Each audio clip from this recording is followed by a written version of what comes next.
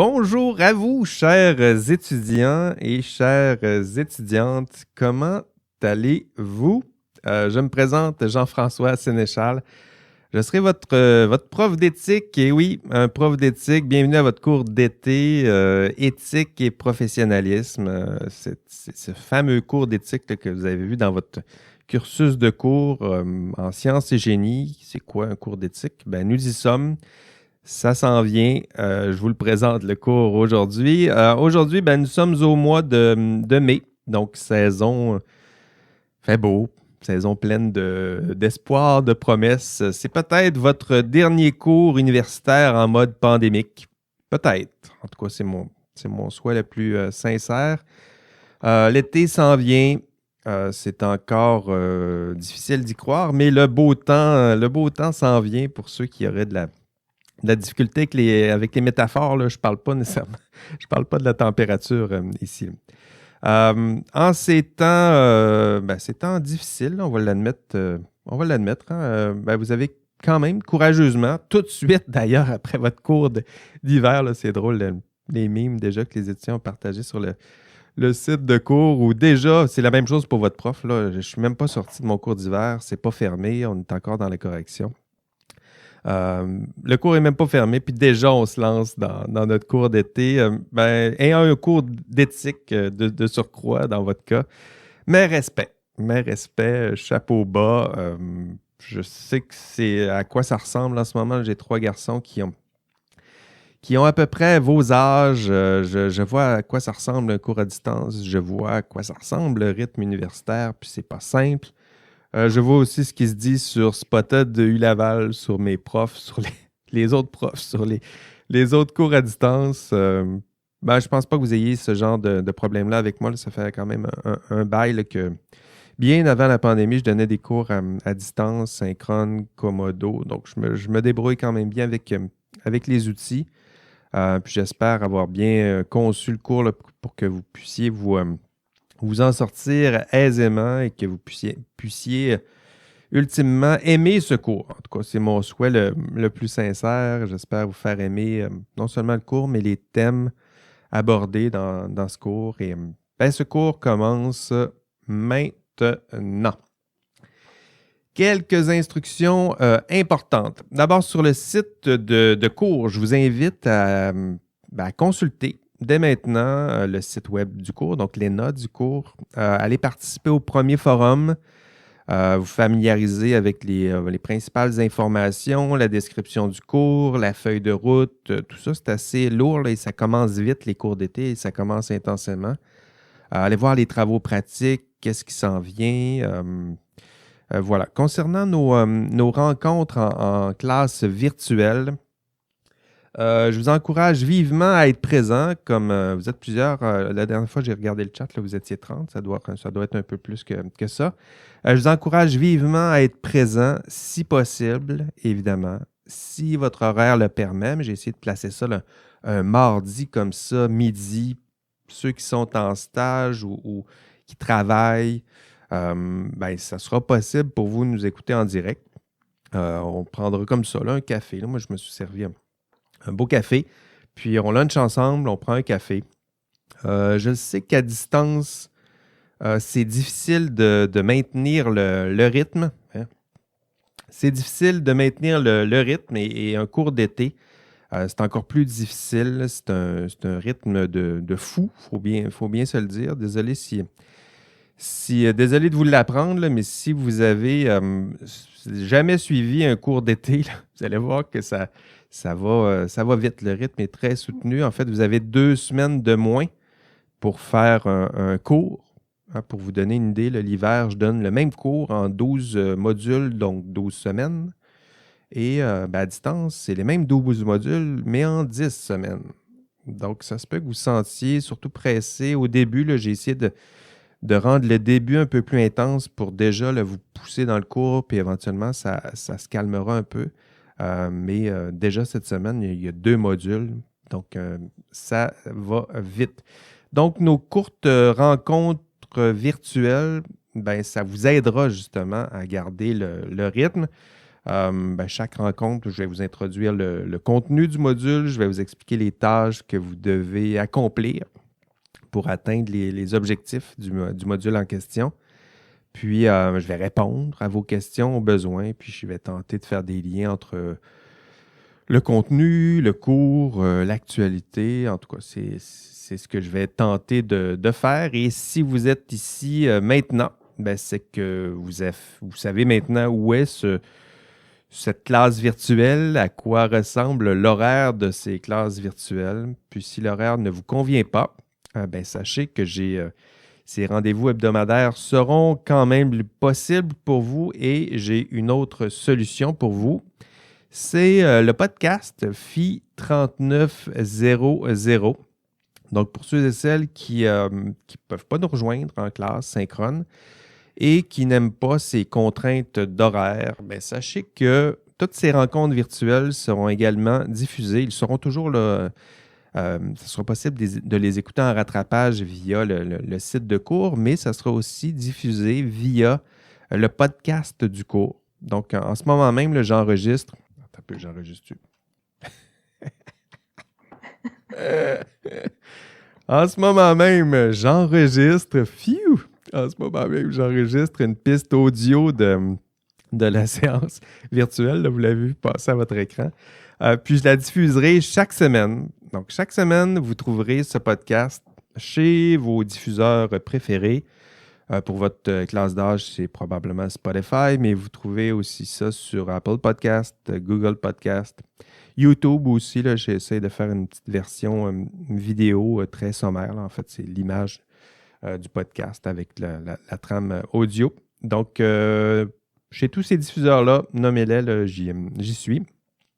Et lorsque vous serez abonné au podcast, le podcast sera automatiquement, vous connaissez la formule, ça sera automatiquement téléchargé dans votre bibliothèque de podcast. Puis vous pourrez, chaque semaine, garder le rythme en écoutant ces petites rencontres, en prenant votre marche, dans le bus, je ne sais pas, en allant promener votre chien pendant vos déplacements en auto. La durée de chaque podcast dure un peu moins d'une heure. Donc, le but, c'est justement que ça ressemble à la durée d'un déplacement, une marche, un déplacement dans les transports en commun.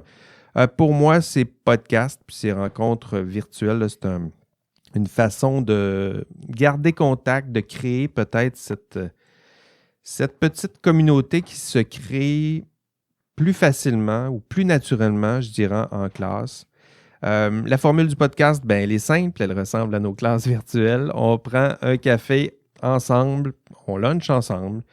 Je vous présente un résumé du contenu du module qui est au programme. Je vous fais un résumé des thèmes qui seront abordés. Puis, je vous explique ce que vous devez faire, dans le fond. Je réponds à vos questions, si possible. De temps à autre, même, vous allez entendre des enregistrements, des entrevues exclusives plutôt que j'ai fait avec des anciens étudiants du cours. C'est intéressant aussi de voir, là, eux ont passé à travers le cours, ont parlé d'éthique pendant ce cours et là, se retrouvent dans le monde du travail et nous racontent à quoi ça ressemble vraiment un problème éthique dans l'exercice de la profession. Donc, c'est toujours intéressant pour vous de voir à quoi ça va ressembler. Pas juste théoriquement là, dans le cadre d'un cours d'éthique, mais concrètement à quoi ça ressemble, puis comment vos collègues et futurs collègues s'en sortent pour résoudre des problèmes éthiques concrets et appliqués. J'ai aussi prévu, notamment cet été, des contenus qui seront uniquement diffusés en podcast. Donc, par exemple, cette semaine, le module 2. Donc, vendredi, là, je vais publier un autre épisode du podcast où là, je vais introduire le module 2 du cours. Donc, désolé de vous imposer déjà le 2 podcasts, 2 modules, mais encore une fois, là, c'est le rythme fou de cet été, là, de ce cours d'été qui nous l'impose. Donc, c'est ça, des podcasts, des classes synchrones, tout ça pour essayer de créer une petite communauté ensemble, une classe dans le fond. Là. C'est créer une classe là où il n'y en a plus. Donc, voilà, créer cette petite communauté. Et parlant de communauté, tiens, ça va faire mon lien, j'aimerais vous présenter un membre important de cette communauté pour vous accompagner dans ce cours. Ce sera Catherine Gagné. Donc, Catherine, c'est mon auxiliaire. C'est elle qui va vous accompagner dans le chat, dans le clavardage. Si vous la croisez sur le campus, Catherine, d'ailleurs, elle est là en ligne. Là. Bonjour Catherine, ça va bien? Oui, allô, ça va bien toi? Oui, j'allais dire que si vous la croisez sur le campus, là, n'essayez pas de la rattraper, là, surtout si elle court là. Vous allez voir, elle court vite, vite. Vite, Catherine. Catherine, elle fait de la course, elle est notamment dans le Rouge et Or, c'est ça, Catherine? Tu fais partie du Rouge et Or. C'est quoi? Course? Cross-country? C'est quoi? Oui, en fait, dans le Rouge et Or, on a deux équipes là, qui fait principalement de la course, c'est le cross-country et l'athlétisme. Donc, je fais les deux équipes. Donc, une saison l'automne, une saison l'hiver. Mais je suis plus en tant que telle Rouge et Or parce que j'ai déjà complété mes 5 années. Là. Il y a un 5 années maximal où on Ben peut oui, c'est vrai. contribuer au programme, mais je continue là, de m'entraîner sur mon niveau en course, là, plus spécifiquement là, sur les 5 km puis les 1500 mètres sur piste. 5 km, tu cours ça en combien de temps? Là? À peu près, là. Il y a T'es pas 2 fâché, là, semaines. tu cours ça en combien de temps? Là? Si on parle en termes de compétition, là, il y a 2 semaines, j'ai fait un entraînement où je devais courir un 5 km à mon plus rapide, puis j'ai fait 16,50, qui est présentement mon meilleur temps sur 5 km. Aïe, aïe, aïe, c'est décourageant. Je cours 5 km, ça me prend, je dirais, 35-40 minutes. Mais il y a une différence entre jogger puis courir là, en compétition, évidemment. Oui, mais même si tu me disais cette différence-là, moi, même en me disant je vais le faire, ben je me rendrai pas, je pense. À ce rythme-là, c'est sûr et certain. Ben merci. J'imagine que la compétition, ça doit te manquer en ce moment? Oui, c'est sûr, là, pour nous, c'est vraiment l'occasion là, de confirmer l'état de forme, puis aussi, tu sais, toute la panoplie d'émotions par laquelle on passe au travers là, en compétition. C'est sûr que ça nous manque un peu. Par contre, on est super chanceux, là, comparativement à plusieurs sports, là, on peut quand même continuer à pratiquer la course à pied. Là, ça prend des chaussures, des rues, puis un chrono, c'est tout. Puis un bon cardio aussi. Ça, c'est qu'est-ce qu'on tend vers. On tend vers ça. On tend Bon, vers ça. Un bon cardio. merci Catherine. Catherine, c'est la première fois là, qu'elle va animer, modérer un chat. Donc, je suis content de l'avoir avec. J'ai toujours un auxiliaire comme ça, mais c'est la première fois que Catherine va avoir cette tâche-là, cette session. Je trouve ça important d'avoir. Ben, c'est ça, une ancienne étudiante, une auxiliaire comme ça, là, qui est là dans le chat avec vous, parce que éventuellement, ça vous appartient. Merci Catherine. Donc, c'est elle qui va vous accompagner dans ce cours. C'est elle qui va corriger vos travaux. C'est elle qui va corriger vos examens. Donc, c'est elle qui a ce genre de tâches-là ingrates et c'est elle qui va animer le chat. D'ailleurs, parlant de chat, tiens, je vais le mentionner déjà. Le cours, c'est super important pour moi dans ce cours à distance, le chat.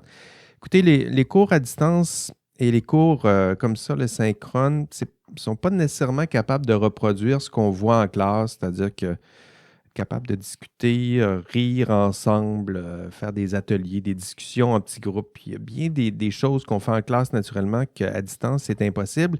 Mais s'il y a bien quelque chose qu'on n'a pas en classe, puis des fois que ce serait le fun d'avoir, c'est ce chat-là. Là.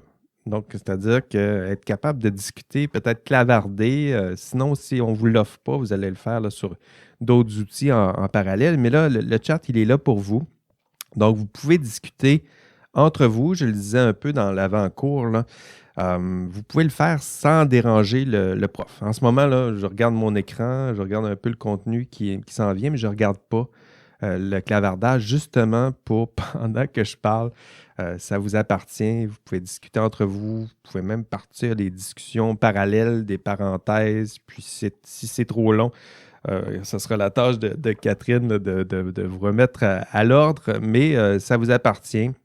Donc, toute l'heure où j'enregistre, c'est votre lieu. C'est là où vous pouvez discuter entre vous, faire vos blagues, faire vos réflexions. Vous y êtes totalement libre. Et s'il y a une question qui m'est directement adressée, étant donné que je ne regarde pas le chat en ce moment, je ne le saurai pas tout de suite. S'il y a urgence, là, Catherine va intervenir et va dire Jean-François, il y a une question. Puis elle va me poser la question. Puis sinon, si la question peut attendre un peu, la question est prise, on la prend en note. Puis à la toute fin de l'enregistrement du podcast, je vais prendre le temps d'y répondre. Donc, ça vous ressemble. Le chat vous appartient. Je ne le regarde pas.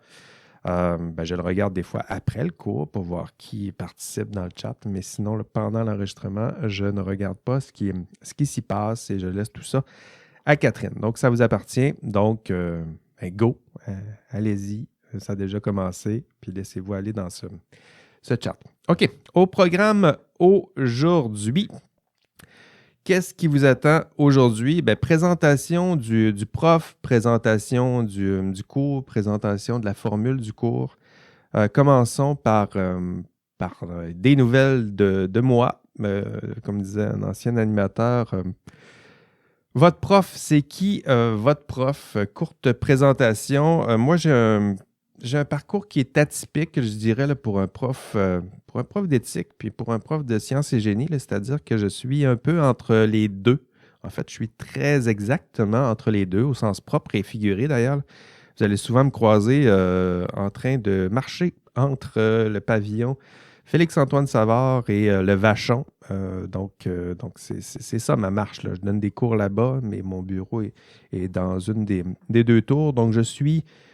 vous savez, des fois, on parle d'interdisciplinarité. Là, moi, c'est moi. Donc, si vous cherchez un visage, je suis cette interdisciplinarité-là. Je suis à mi-chemin entre la science, que j'adore, que j'ai déjà pratiquée, et l'éthique, que j'adore et que je pratique toujours. Mon parcours, moi, j'ai commencé en agronomie, donc agriculture. Si vous avez...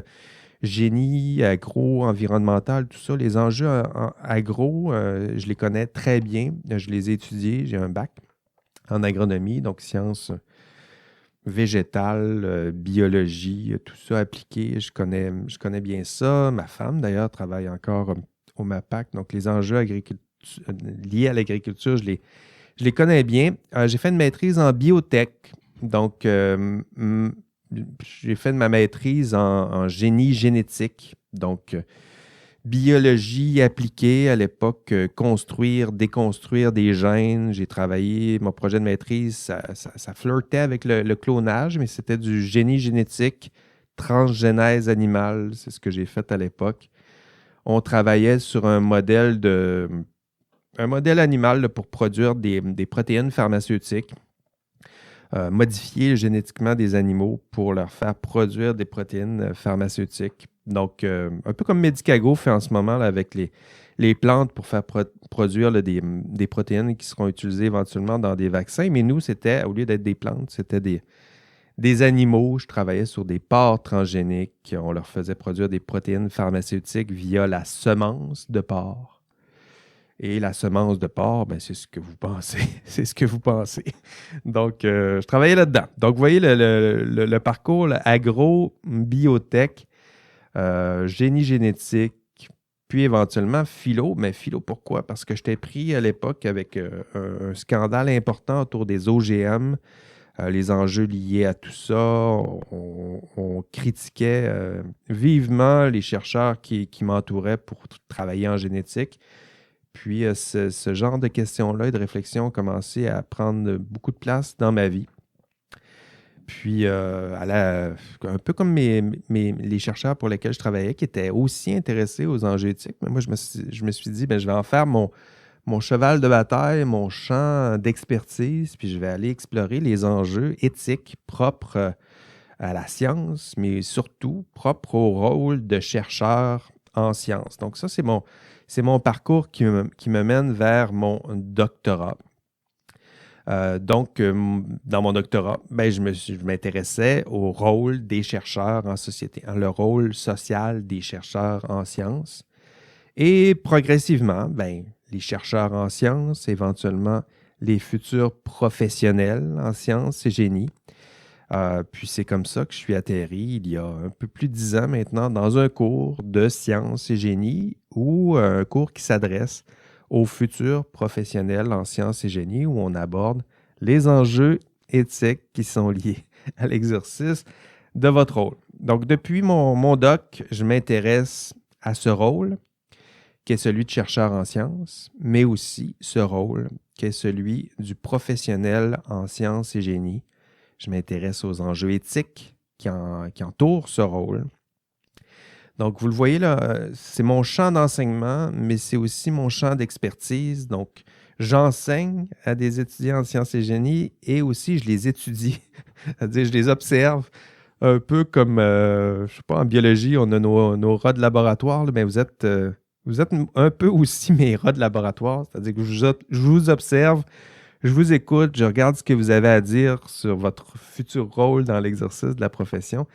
Donc, je vous enseigne et en même temps, je vous observe. Donc, sachez-le, là, j'ai ces deux chapeaux-là, enseignant, je transmets du savoir, et chercheur, mais je fais accroître le savoir dans le domaine qui est celui de l'éthique dans l'exercice de la profession et de la recherche en sciences et génie. D'ailleurs, en parlant de mes activités parallèles et du rôle de chercheur en sciences et génie, la semaine prochaine, le 10 mai, je vous invite à notre activité. C'est une activité qui est organisée par le vice-rectorat à la recherche ici à l'Université Laval. Ça s'appelle la semaine sur la conduite responsable en recherche. Donc, si vous voulez assister à des conférences où on aborde justement tout ça, les enjeux éthiques en matière de conduite responsable en recherche, les futurs problèmes éthiques que vous pourriez rencontrer si c'est la voie. Hein, vous, en ce moment, il y a plusieurs voies. Il y a la voie de l'exercice de la profession qui vous mène tout de suite à l'exercice d'une profession à la fin de votre bac. Il y en a d'autres qui vont aller vers les études supérieures. Donc, si c'est la deuxième voie, là, vers les études supérieures, puis vous souhaitez être chercheur, et éventuellement, vous aurez à résoudre des problèmes éthiques propres à ceux qui font ce noble rôle qui est celui de chercheur. Bien, pendant cette semaine-là, on aborde tous ces thèmes-là. Donc, si ça vous intéresse, bien, inscrivez-vous. C'est gratuit, toutes sortes de conférences. On va avoir des personnes extraordinaires, je dirais. On a Rémi Quirion, qui est le scientifique en chef du Québec. Olivier Bernard aussi, le pharmacien, c'est sûrement comme ça que vous le connaissez. Des journalistes scientifiques, Jean-François Clich du Soleil, je pense, Jean-François. Donc, il va être là. Il y a Marie-Pierre Elie de l'émission du Code Chastenay. Donc, vous voyez un peu là, des têtes fortes qui incarnent un peu les idéaux de la science. Puis, on reçoit aussi des chercheurs, des scientifiques de renommée. M. Howard New. C'est comme ça qu'on prononce son nom, qui est sous-administrateur, je pense, de l'Agence de santé publique. C'est l'équivalent d'Horacio Arruda, mais fédéral. Gaston Dessert va être là aussi, qui est un épidémiologiste. Ève Dubé, qui est aussi un anthropologue qui s'intéresse à la question de l'hésitation vaccinale. Donc, j'ai d'ailleurs fait des entrevues avec ces belles personnes-là dans le cadre d'un autre podcast. D'ailleurs, si ça vous tente d'écouter ça, ça s'appelle « La science dont vous êtes le héros ». Mais la semaine prochaine, donc si ça vous tente d'assister à ça, je sais que vous avez des horaires occupés, mais maintenant, ça se fait à distance. Donc, pendant votre lunch, un café le matin, vous pouvez aussi assister à ce genre de conférence. Si les personnes mentionnées là, vous intéressent, venez nous rejoindre. Nous allons parler les thèmes que nous abordons cette année. C'est évidemment la pandémie mondiale, donc le rôle de la science dans cette pandémie mondiale. On parle d'hésitation vaccinale, on parle de désinformation, on parle de la confiance fragile entre le public, les chercheurs et ces institutions qui sont nos universités. Donc voilà, si ça vous intéresse, venez en grand nombre. Vous avez juste à aller sur le site sur la conduite responsable en recherche. Vous tapez ça dans un moteur de recherche, puis vous allez trouver ça aisément, puis en espérant vous y croiser. Donc, c'était moi, c'est mon parcours professionnel. J'ai d'autres passions aussi. Je dirais que la techno en général, ça m'intéresse. J'ai l'intelligence artificielle en ce moment, les enjeux éthiques liés à l'intelligence artificielle C'est sûr que l'IA, en ce moment, là, tout le monde en parle, les chercheurs, là, c'est le sujet le plus trendy en ce moment. On dirait que tous les projets de recherche ici là, gravitent un peu autour de ça. Je n'y fais pas exception. J'ai d'ailleurs un autre podcast sur l'intelligence artificielle. Si ça vous intéresse, ça s'appelle IA Café, enquête au cœur de la recherche sur l'intelligence artificielle. Quelque chose comme ça. Sinon, quoi d'autre? Ben, vous pouvez aussi, tiens, je le vois à l'écran, vous pouvez me suivre sur LinkedIn, sur Twitter, sur toutes ces plateformes-là. Instagram aussi maintenant, là, je commence à être un peu plus à l'aise, je dirais qu'il y a quelques années avec Instagram. Donc, suivez la page du cours, vous allez y voir là, une ambiance plus Instagramesque. Tiens, je vais dire ça comme ça.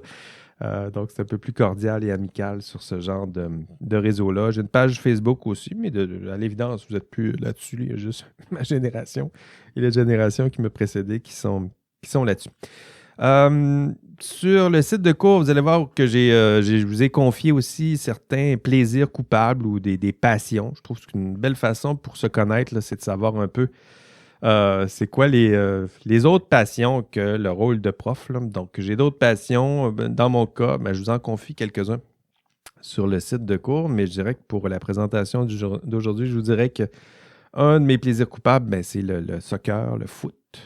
Ça occupe beaucoup de temps, de mon temps libre, évidemment, mais beaucoup de temps libre est consacré au soccer. Gros fan, dans mon cas, de Liverpool. Je peux verser une larme là, si j'entends là, You'll Never Walk Alone, qui est l'hymne national de Liverpool. Gros fan du Montréal, du CF Montréal maintenant, anciennement Impact de Montréal. J'écoute les matchs. Je peux vous nommer par cœur au moins 15 joueurs en ce moment. Y compris l'alignement partant cette année. Donc, ça prend de la place. Chacun a ses défauts. Pour moi, c'est ça.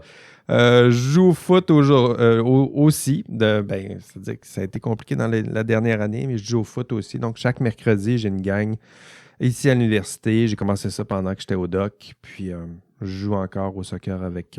le groupe a changé. C'est-à-dire que moi, je suis resté ici parce que je suis prof, mais les autres sont partis. Puis, tranquillement, on remplace ça par des étudiants. Donc, je suis de plus en plus vieux sur ce match de soccer.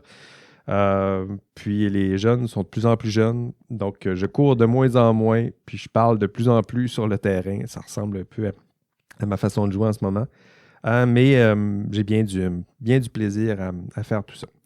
Je cours un peu, pas assez vite pour rattraper Catherine, ça c'est très certain. Mais assez pour jouer au foot là, dans une ligue amicale. Et j'ajouterai à ça, soyez prudents. Il y a plusieurs Jean-François Sénéchal sur les internets. Il y en a un notoire qui est coach de hockey. C'est pas moi, mais ce coach de hockey, c'est un autre Jean-François Sénéchal. Il est connu pour ses crises envers les arbitres. D'ailleurs, vous irez voir la vidéo. En fait, je pense que je l'ai écoutée un matin. Je peux peut-être vous la montrer.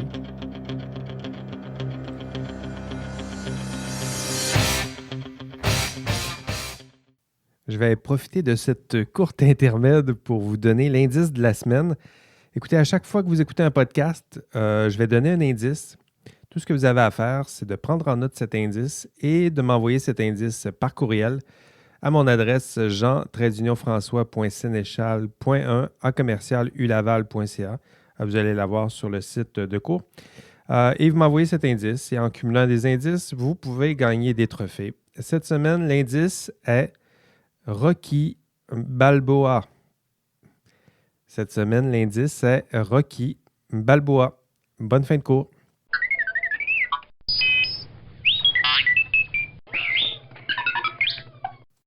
Donc non, je ne suis pas ce Jean-François Sénéchal. Je suis le Jean-François Sénéchal que vous trouverez en écrivant philo, éthique, sciences, Université Laval. Ça, oui, aisément, vous allez me trouver. Mais je ne suis pas ce coach de hockey. En philo, on dit souvent que pour comprendre quelque chose ou un concept, c'est utile aussi de saisir son contraire. Ben voilà, je suis un peu le contraire de ce Jean-François Sénéchal. Dans l'avant-match du cours, je vous ai posé des questions aux premiers étudiants qui étaient arrivés en classe, à savoir quelles sont vos attentes envers ce cours. Qu'aimeriez-vous voir dans ce cours éthique et professionnalisme? Je pense qu'il y avait eu quelques réponses. Catherine, est-ce qu'il y a eu quelques interventions à ce sujet-là? Oui, j'ai eu 3 interventions. Première intervention, c'est pour pouvoir se préparer à l'examen de déontologie des ingénieurs. OK, tiens, avant que tu continues, je vais peut-être répondre à ça aussi. Oui, il y aura plusieurs éléments. Si éventuellement, lorsque vous allez essayer de faire partie d'un ordre professionnel, ben, c'est sûr qu'il y a une partie éthique, sociale, historique, vous faire des enjeux qui sont liés au système professionnel. Tout ça, on va voir ça dans le cours. Donc, je dirais que le cours n'est pas seulement, et évidemment, pas seulement une préparation à ça. Il y a d'autres thèmes qui seront abordés, mais il y aura plusieurs thèmes qui sont nécessaires à votre préparation à cet examen-là professionnel. Autre intervention, Catherine?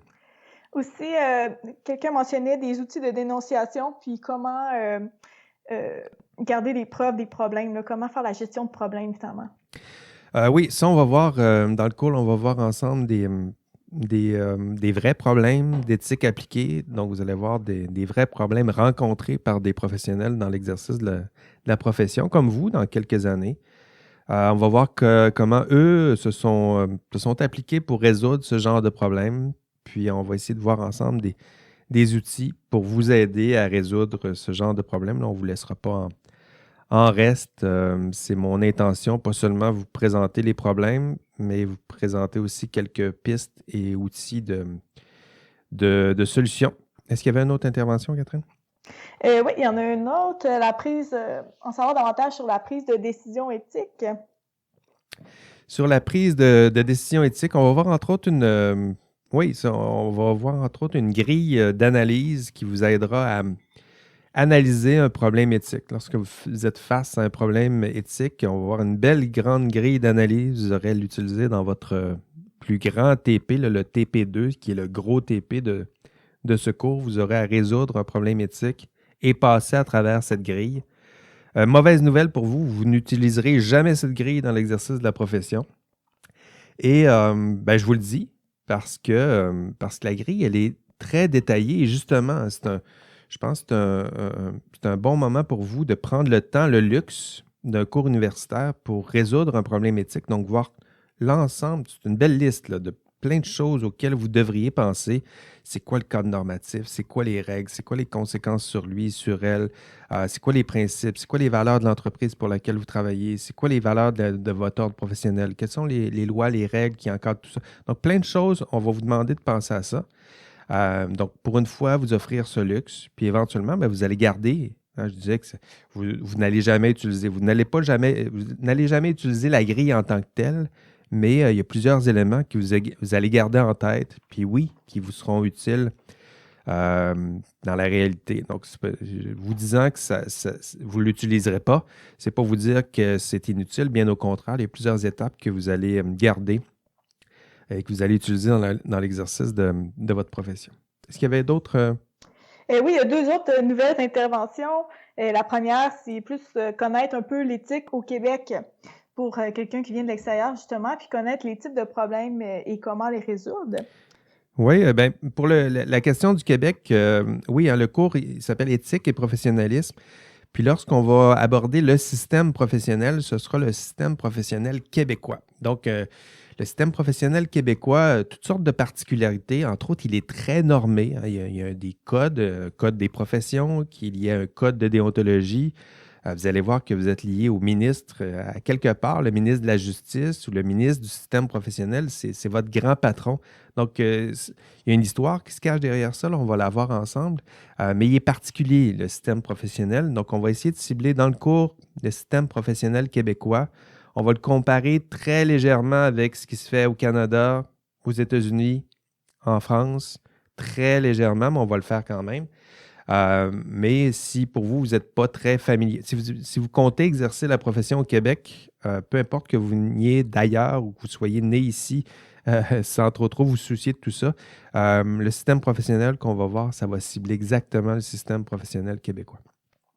Autre question, Catherine? Super, oui. Une autre question, c'est est-ce qu'on va voir les moyens pour déterminer si une expérience de recherche est éthique ou non? Les enjeux en matière d'éthique de la recherche, ça c'est pas un thème qui est officiellement au cours. Par contre, si dans vos travaux pratiques, vous allez choisir des problèmes éthiques, en fait, dans le cours, vous allez vous-même créer un problème éthique qui ressemble à un problème que vous allez rencontrer dans l'exercice de la profession. Donc ça, c'est une belle piste pour vous là, pour choisir des thèmes et des problèmes qui vous intéressent, qui sont liés exactement à l'exercice de votre profession.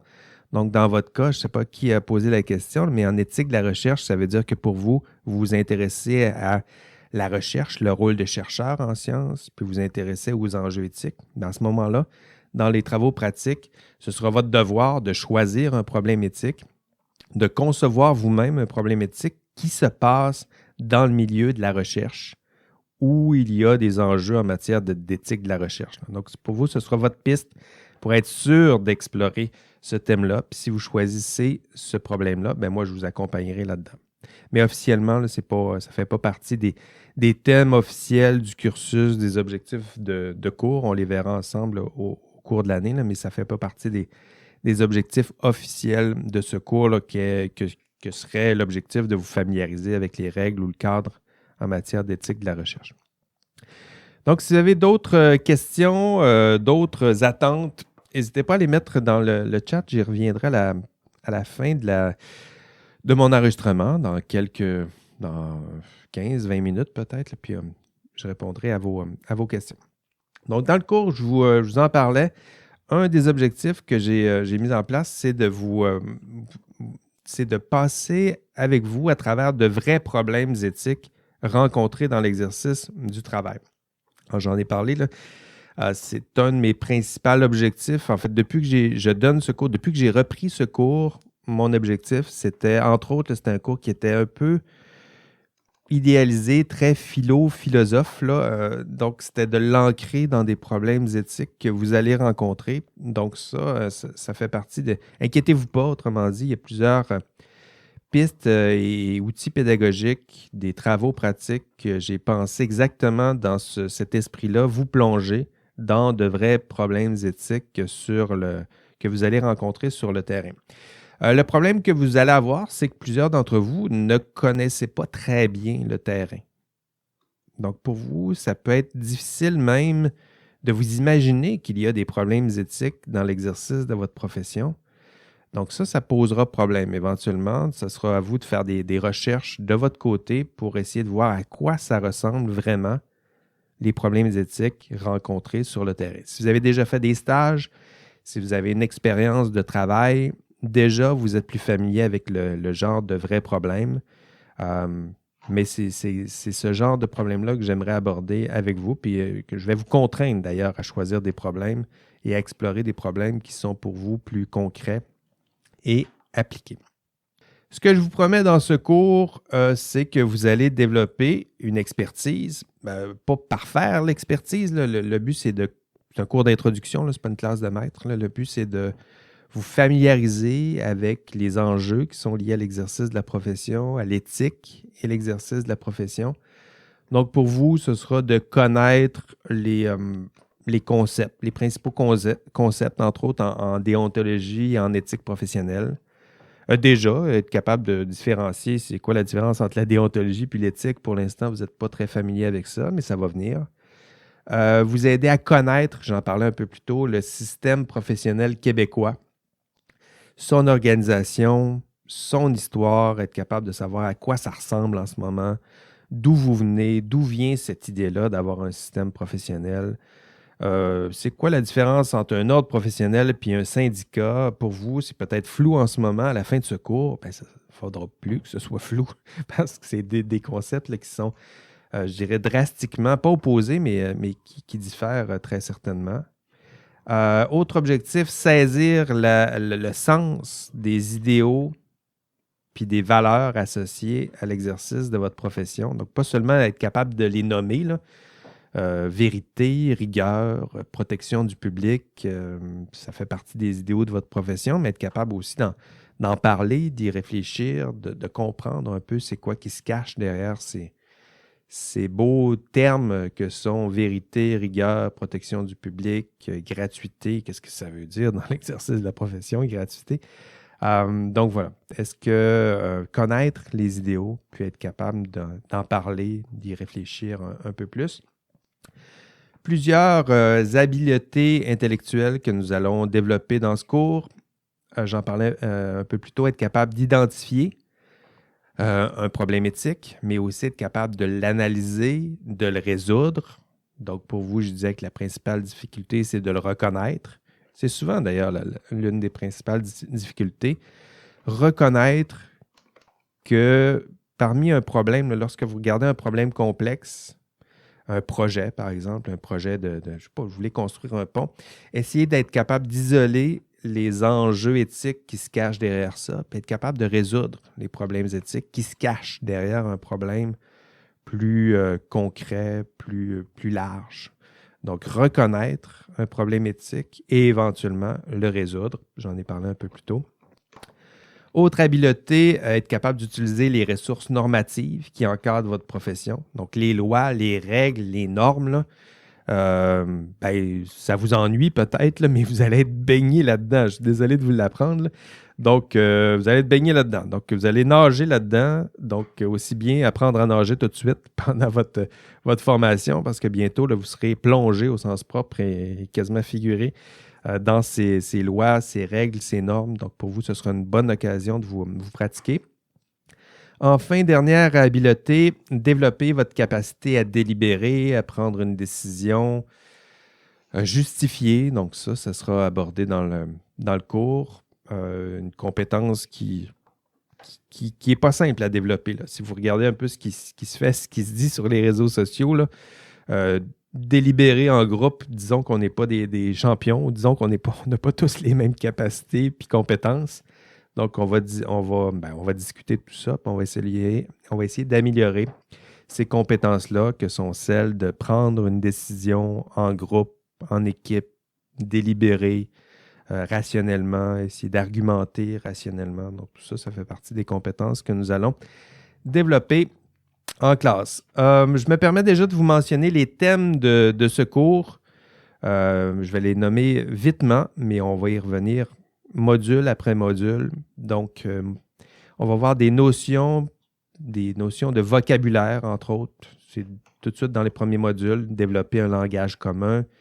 On va voir la nature et la mesure de la faute professionnelle. Donc, pour vous, essayez de voir est-ce que ça existe, la faute professionnelle? Est-ce que ça existe des professionnels dans l'exercice qui mentent, qui fraudent, qui volent? Qu'est-ce que ça voudrait dire, mentir, voler, frauder dans l'exercice de la profession?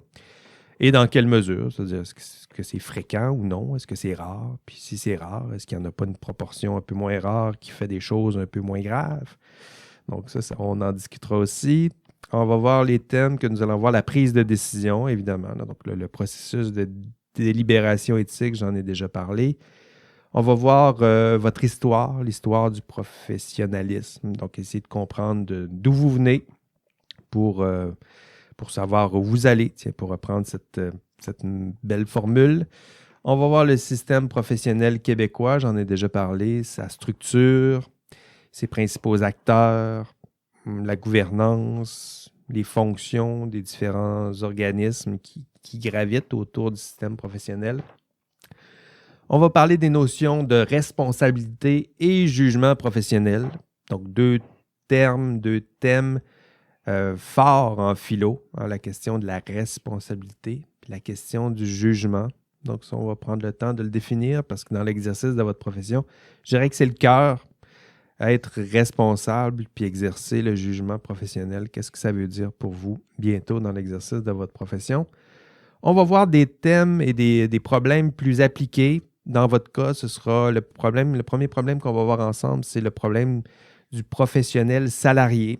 C'est-à-dire que dans l'exercice de votre profession, vous serez à la fois, d'une part, professionnel, donc avec un code de déontologie professionnelle, et d'autre part, salarié. Donc, avec un contrat de travail, puis vous devez allégeance à votre patron, puis d'autre part, vous devez allégeance à votre ordre professionnel. Puis, des fois, tout ça s'aligne bien, mais d'autres fois, ça tombe en conflit. Donc, comment résoudre ce genre de conflit?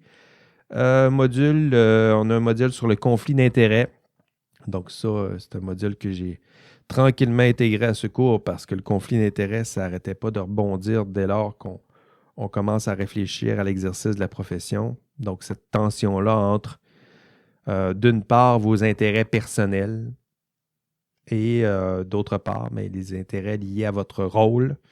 Donc, votre tendance, je dirais notre tendance, je m'inclus là-dedans, à protéger d'abord mes propres intérêts personnels, ceux de mes proches, ceux de mes amis, ceux de mes alliés, et en tension avec les intérêts qui sont liés à votre rôle. Dans votre cas, ce sera votre rôle envers votre employeur, votre rôle envers votre ordre professionnel. Donc ça, c'est des thèmes que nous allons aborder.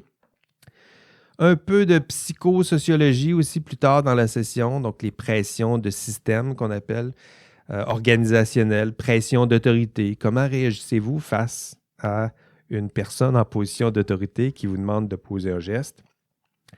Pression de groupe. Comment réagissez-vous lorsque vous sentez que votre groupe s'en va dans une direction? Est-ce que vous avez tendance à vous y opposer ou plutôt à vous conformer? Donc ça fait partie des thèmes que nous allons voir. On va faire un peu de philo des sciences, donc le rôle entre la science et la société. Donc l'influence de la science sur la société, mais aussi l'influence de la société sur la science. Ça aussi, il y a des influences, on y reviendra ensemble. Sociologie de la profession, c'est un autre thème que nous allons voir. Donc, les forces, évidemment, je vais tenter de le défendre, le système professionnel, mais il y a des failles aussi. Je suis un prof universitaire, là, donc je ne suis pas juste là pour vous vendre quelque chose. Bien au contraire, il y a des failles, il y a des limites, puis on va se permettre de les critiquer ensemble. Et là, je vous ai perdu parce que ça fait trop longtemps que je parle, donc je vais laisser un long silence. Je vais prendre une gorgée de café, comme ça va me permettre de rattraper quelques étudiants.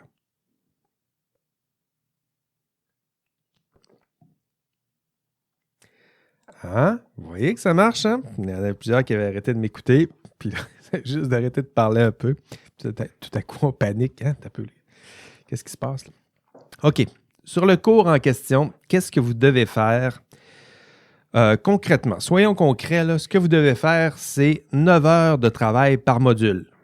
9 heures. Je sais que c'est beaucoup, mais c'est les attentes d'un cours universitaire, du moins, c'est les attentes qu'on formule à mon endroit, c'est-à-dire qu'à chaque fois que je propose un module à des étudiants, on me dit ça devrait être 9 heures de travail. Donc, c'est pas tout à fait 9 heures, mais en même temps, prévoyez 9 heures de travail pour chaque module. Pour vous aider, je vais vous aider à chaque semaine, je vous le disais, lors de chaque rencontre, je vais vous présenter les modules. Je sais que vous avez beaucoup à faire, c'est des horaires de fou, puis que plusieurs d'entre vous n'ont pas encore ces compétences-là pour gérer des horaires de fou, mais je vais vous aider. Donc, tout ce que je vous demande, c'est de regarder à chaque module. Il y a une somme de tâches à faire, là, une feuille de route que j'ai nommée. Là. Donc, tout ce que je vous demande de faire, c'est de faire ce que je vous demande de faire. Puis si vous faites tout ça, ça va vous prendre à peu près un peu moins que 9 heures, je le souhaite. Puis vous devriez réussir ce cours. Pour vous aider aussi dans ce cours, je vais vous donner des encouragements. Je vais essayer de stimuler votre engagement dans ce cours parce que ça va vous aider d'être engagé dans ce cours. Donc, si vous êtes là dans un cours à distance en vous disant un cours à distance, c'est plus simple, on peut y aller à notre rythme puis on n'a rien à faire, c'est vrai, mais en même temps, c'est pas vrai. Surtout l'été, vous devez travailler fort à chaque semaine, vous devez être engagé. En ce moment, dans le chat, vous devez écouter les podcasts, vous devez passer à travers le contenu de cours. Et pour ça, si vous le faites, je vais vous encourager. Certains d'entre vous ont peut-être entendu parler d'un système de trophées, badges et récompenses là, que j'ai mis en place dans ce cours. En fait, c'est en marge du cours. Ne paniquez pas. Là. Même, vous pouvez arrêter d'écouter pendant les 5 prochaines minutes là, si ça ne vous intéresse pas. Mais j'ai mis en place un système de trophées, badges et récompenses qui est accompagné de 5 points bonus potentiels. Donc, pour ceux qui courent après des points bonus, là, pour vous, des petits points extra, là, pour vous, This is the way, comme disait l'autre, là. Pour vous, c'est la voie que vous devez emprunter. Je me suis inspiré un peu du système de trophées et récompenses qu'on voit là, sur les consoles de jeux vidéo pour vous donner des trophées comme ça, là, pour toutes sortes de petits efforts que vous faites dans ce cours. Moi, je vous donne des trophées et des récompenses. À quoi ça ressemble plus concrètement? Ben, tiens, un exemple peut-être. Si vous êtes présent, tiens, disons cet exemple. Si vous êtes présent à chaque classe virtuelle, pour vous, ce sera 10 diffusions, ben, je vous donne un trophée. Voilà. Hein? Vous avez fait ce que vous devez faire, être là, être engagé, ben, je vous donne un trophée. Si vous écoutez les podcasts à la place, mais vous n'avez pas le temps, vous n'êtes pas libre le mardi midi, ben, je vous donne des trophées si vous écoutez tous les podcasts. Autrement dit, si vous faites ce que vous devriez faire, ben, je vous donne un trophée. Vous participez au chat. Il y en a qui participent au chat en ce moment. Là. Ben, bravo. Il y a des trophées qui sont liés à ça. Vous participez au forum. Vous êtes engagé dans ce cours. Vous êtes drôle. Vous partagez. Vous aidez les autres à réussir. Je vous donne des trophées ou des badges. Puis, à la fin, ce n'est pas tous les badges et trophées qui donnent des points bonus, là, mais à la fin, en cumulant des badges et des trophées, ben, vous pouvez aller chercher 5 points de bonus. Les comportements que je promeus en classe, c'est des comportements qui sont liés à l'engagement universitaire. Donc, sans rentrer dans le détail de ce qu'est l'engagement universitaire, disons que ça se résume je dirais, à 4 grandes catégories. S'exprimer, donc un étudiant qui partage tout, qui s'exprime, qui discute, qui partage des dessins, des memes, des capsules audio, qui met de l'humour dans ce cours. Donc tout ça, il y a des trophées qui sont liés à ça. Deuxième catégorie, explorer, rechercher. Donc vous partagez des documents, vous avez fait des recherches sur des thèmes du cours, vous enrichissez le contenu de cours, il y a des trophées pour ça. Troisième catégorie, compétitionner. Bien évidemment, il y a l'idée d'engagement. On va essayer de vous stimuler un peu, là. Exceller, donc ceux qui ont les meilleures notes, dans des évaluations. On va peut-être faire des caouts, hein, par exemple, en classe. Mais ceux qui gagnent les caouts, il y a des trophées. Quatrième catégorie, collaborer, donc aider, partager, coopérer. Donc ça, c'est un comportement qui est plus difficile à valoriser via notre système de notation à l'université, mais ça reste quand même important. Il faut le promouvoir. Donc, pour vous, on passera aussi il y a quelques trophées qui sont liés à ça. Et finalement, ben, s'identifier, c'est la 5e catégorie. Ça passera par des tableaux de gagnants ou meneurs. Là. Donc, ça, vous surveillerez la page Instagram du cours, puis ben, vous verrez qui mène, qui sont les meneurs des trophées. Et il y a toutes sortes d'autres trophées, des trophées café, des trophées cachés. Encore une fois, pas d'obligation. Ces trophées sont optionnels, mais si vous en faites plus, ben, vous aurez plus. Et c'est lié à 5 points bonus. Aucune obligation du prof et de l'étudiant, d'ailleurs. Moi, je le fais pour m'amuser et je veux que vous le faites dans cet esprit-là aussi. Mais pour vous, qui courez des fois après quelques points supplémentaires en fin de session, bien pour vous, c'est une voie qui est payante. D'ailleurs, je vois il est 13h en ce moment. Je vais continuer encore.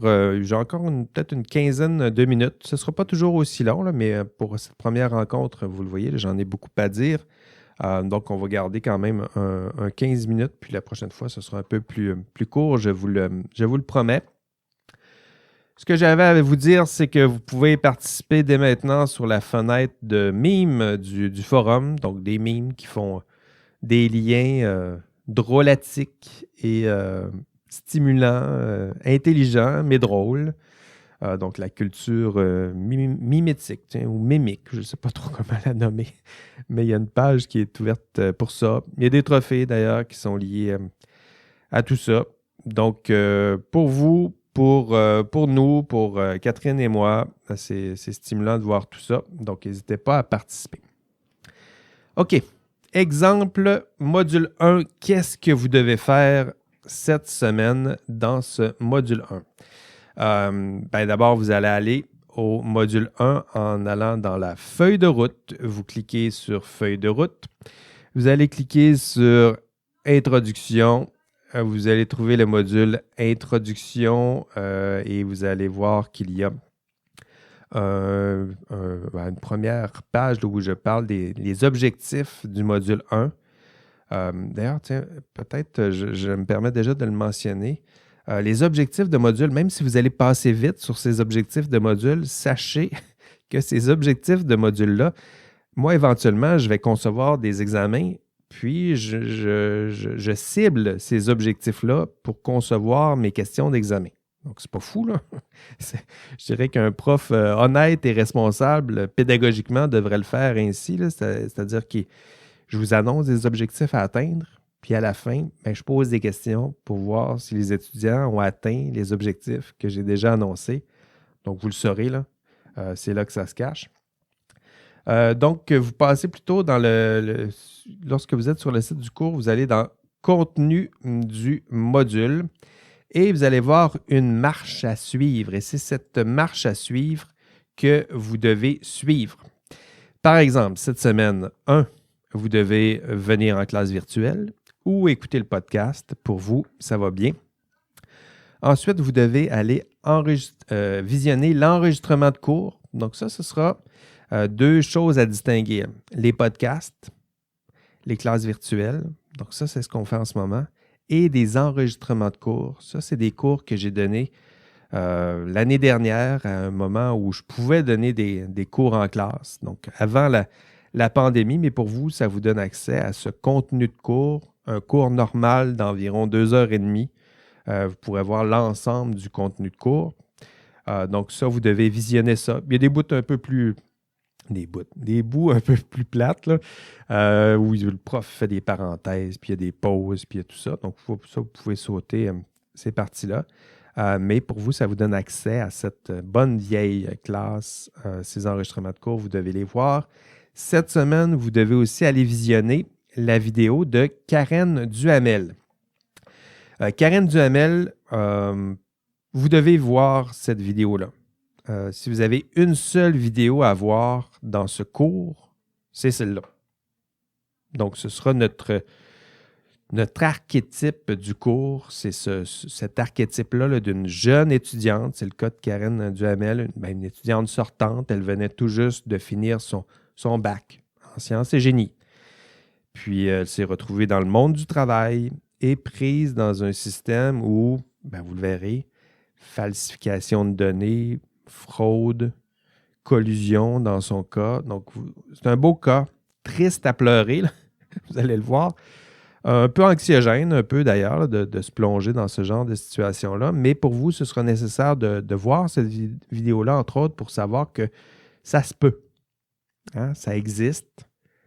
C'est pas fréquent, heureusement, mais c'est possible. Donc, allez voir cette vidéo-là de Karen Duhamel, témoignage extraordinaire. Allez voir aussi la vidéo que j'ai préparée sur la commission Charbonneau. Donc ça, c'est une commission qui a eu lieu il y a 5-6 ans maintenant. Ce sera intéressant pour vous de voir aussi, ça vous donnera un portrait plus large de ce à quoi ça peut ressembler, des problèmes éthiques dans l'exercice de la profession en génie, ici avec la commission Charbonneau, mais vous allez voir que c'est des problèmes qui peuvent revenir, pas seulement dans la profession d'ingénieur, mais dans d'autres professions également. 5e étape cette semaine, vous devez aller participer au forum. Donc, chaque module, il y a un forum qui est associé. Je pose des questions et chacune de vos réponses à ces questions vous aidera individuellement et collectivement à atteindre les objectifs de ce module. Donc, allez répondre sur le forum. 6, allez compléter le questionnaire du module. Donc, pour chaque module, il y a un questionnaire. Je vous pose quelques questions qui vous permettent d'évaluer où vous en êtes dans votre atteinte des objectifs du module. Ce sont des questionnaires formatifs. Donc, vous avez souvent 2 tentatives, puis je garde votre meilleure tentative. Tout ça, c'est pour vous aider à améliorer votre compréhension et votre atteinte des objectifs du cours. 7e étape cette semaine, vous devez constituer vos équipes. Donc, j'ai ouvert un forum juste pour ça. Vous trouvez des partenaires, des collègues. Je vous laisse libre de constituer vos équipes. Puis, ne vous en faites pas. Là, si vous trouvez personne, bien, éventuellement, je vous ajouterai une équipe déjà constituée ou on créera de nouvelles équipes pour vous ajouter à ces équipes. Donc, voilà, c'est le module 1, 9 heures de travail. Et ça comprend votre présence aujourd'hui. Donc déjà, ça fait 1 heure qu'on discute ensemble. Et si vous faites cette étape-là, bien, vous réussirez aisément le module 1. Vous devez vous devez participer au forum, vous devez faire tout ça. Et si vous faites tout ça, ce sera réussi. Peut-être une dernière remarque concernant l'ouvrage obligatoire dans ce cours. Il y en a certains qui m'ont écrit concernant l'ouvrage. Sachez que l'ouvrage, il est gratuit et en ligne. Donc, comme tous les textes de ce cours, l'ouvrage, il est gratuit et en ligne. Il est accessible via la librairie, donc via la bibliothèque. Je me voyais mal en ce moment, là, vous obligez à venir sur le campus ou aller dans une bibliothèque ou dans une librairie et acheter un ouvrage papier. Donc, pour vous, c'est gratuit. C'est libre d'accès et c'est très bien ainsi. Vous allez pouvoir le trouver sur la page matériel didactique du cours. L'ouvrage s'appelle « Professionnalisme et délibération éthique ». C'est écrit « Accéder à la version électronique ». Vous cliquez là-dessus, puis vous allez avoir une version électronique. Ce sera amplement suffisant pour vous, votre usage de l'ouvrage obligatoire. Donc, simple, gratuit, en ligne, version électronique, ce sera simple comme ça pour vous. Concernant les évaluations de ce cours, ben, les évaluations, je vous en parlerai dans le podcast du module 2. Vous le voyez, là, j'ai déjà parlé beaucoup pour aujourd'hui. Allez écouter le module 2 du podcast, l'épisode du module 2, je vais le publier. Pour vous, ce sera l'épisode 48. Je vais le publier vendredi probablement. Donc, vous aurez tous les détails sur ces travaux dans ce module 2. Donc, je parle déjà beaucoup aujourd'hui. Puis, je vous garde cette surprise sur les travaux et évaluations pour le module 2. N'oubliez pas, cette semaine, il faut faire vos équipes. Il faut déjà passer. Il y a 2 modules qui seront ouverts. Donc, c'est beaucoup. C'est un début intense, mais c'est un cours d'éthique et un cours d'été. Donc, pour vous, là, c'est important de commencer vite et bien. Puis, en 1 semaine déjà, là, vous allez voir combien ça prend de temps pour vous réaliser un module, puis éventuellement multiplier tout ça par 12, puis voir comment vous allez gérer tout ça, répartir ce temps de travail dans votre horaire que j'imagine bien chargé. Donc, c'est ce qui vous attend. En somme, dans ce cours, c'est une aventure, je dirais, de façon plus générale, je dirais que c'est un cours qui est une aventure au cœur de l'être humain. Hein, beau, comme vous, là. Beau, mais fragile, faillible. Donc, comme vous et moi, beau, fragile, disons, et faillible. Je dirais que c'est un cours qui est conçu comme étant, je dirais, l'aventure. Ça ressemble à l'aventure ultime de la philo, là, c'est-à-dire à travers le savoir qui vous sera proposé dans ce cours, à vous découvrir un peu vous-même, à le connaître toi-même, classique de la philo, là, ça s'applique là aussi. On va voir ensemble des problèmes éthiques réalistes, concrets, que vous allez bientôt rencontrer, parfois tristement, dans l'exercice de votre profession. Et nous allons ensemble travailler sur des pistes de solutions, vous donner des outils pour accroître vos compétences en matière d'éthique. Le cours aussi, il y a une dimension, je dirais, plus existentielle à ce cours, pas pour utiliser des grands termes en philo, mais au sens où on va réfléchir sur vous, sur votre rôle, parce que bientôt vous allez exercer le rôle, ce rôle qui est celui d'une profession, le rôle de professionnel en sciences et génie. Donc, on va se poser des questions importantes. C'est quoi la science? C'est quoi le génie? Pourquoi avez-vous choisi une profession en sciences et génie? Et qu'est-ce que vous pourrez bientôt faire pour reconstruire au sens propre et figuré le monde qui nous a un peu échappé, là, je dirais, au cours de la dernière année. Et quel est votre rôle, je dirais, dans la reconstruction de cette société? C'est tout pour cette semaine. Merci. Désolé d'avoir dépassé un peu le temps, je vous promets. La prochaine fois, c'est un peu plus court. C'était le temps de me présenter, de présenter le cours un peu, de mettre la table. La semaine prochaine, ce sera plus court. Merci à Catherine. Je l'entends de temps à autre à distance. Merci Catherine de m'avoir accompagné cette semaine. Oui, ça fait plaisir. Merci d'avoir animé le chat. Je vous rappelle que je répondrai à vos questions dans quelques minutes. Mais pour ceux et celles qui nous écoutent en podcast, ben, ce sera tout pour vous cette semaine. Bonne rentrée universitaire. Prenez soin de vous. Profitez du beau temps.